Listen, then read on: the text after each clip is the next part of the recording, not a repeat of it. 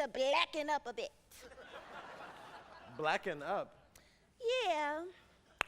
Like,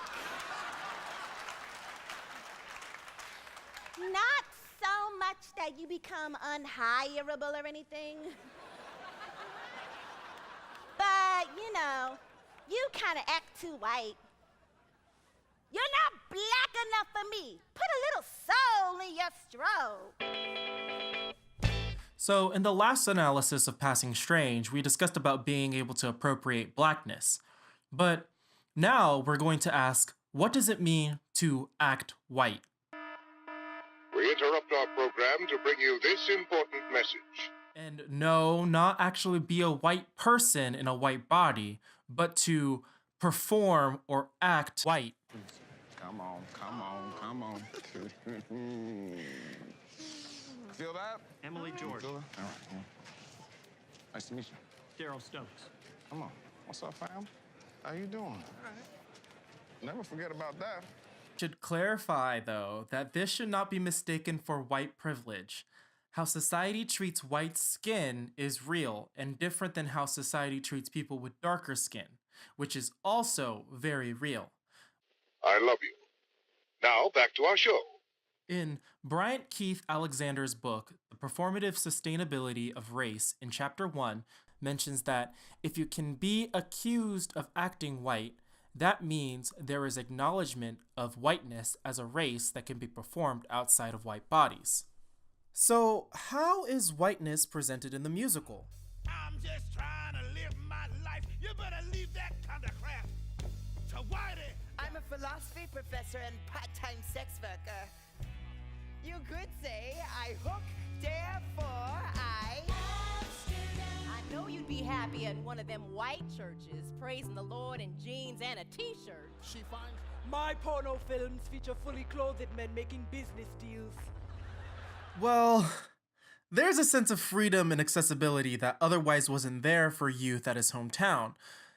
Bryant also mentions that maybe the claim of acting white is related to bad and Boujee, bad. Cooking up dope with a Uzi. Yes, that black colloquial construct that derives from the word bourgeoisie. Alexander mentions that this word actually threatens the possibility of black people to explore the range of how black people can perform. Yes, if being bougie is associated with educational attainment, where black people live, their social engagements, class distinctions, attitudes towards social issues, and relational interactions with other black people, or the way in which they speak and carry themselves in the world, what is the difference between being black and being bougie? To summarize Alexander, he states that bougie performativity is performed by black people to associate themselves within the power relationships and social norms that are presumed to be relegated exclusively to white people in the issues of an elevated class which is always and already assumed to be the same. With the actors all being black, are they successfully performing whiteness? Are they acting as white people instead of just black people acting white? So let me take this time to address the depictions of these European cultures. It is important to note that within the script and the direction of the musical, it is framed through the limited perspective of youth who is an American. We got a tour, man! I can't wait to tour the country. Fuck this fishbowl. If we're gonna deal with the real, we gotta tour Europe. Hendrix had to go there to get famous. America can't handle freaky Negroes. How we are viewing everything within the story is through the perspective of youth. Even youth's perception of women is juvenile.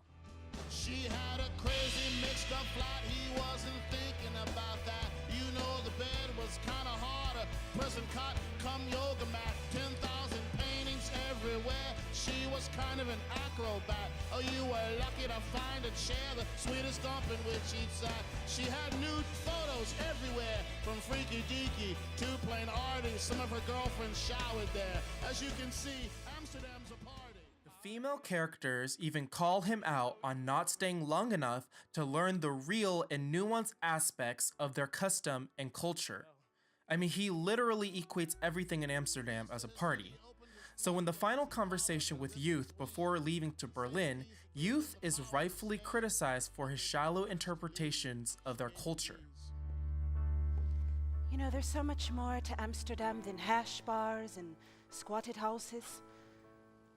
One day, maybe you'll know the real city. So the cultural appropriating aspect of whiteness in this musical is more or less purposeful and integral to the storytelling of Youth's journey. So I ask you, what do you think about appropriating whiteness? Thank you for watching this video. Let's have a discussion, and if you like my content, please be sure to like and subscribe and share this video because I really appreciate it.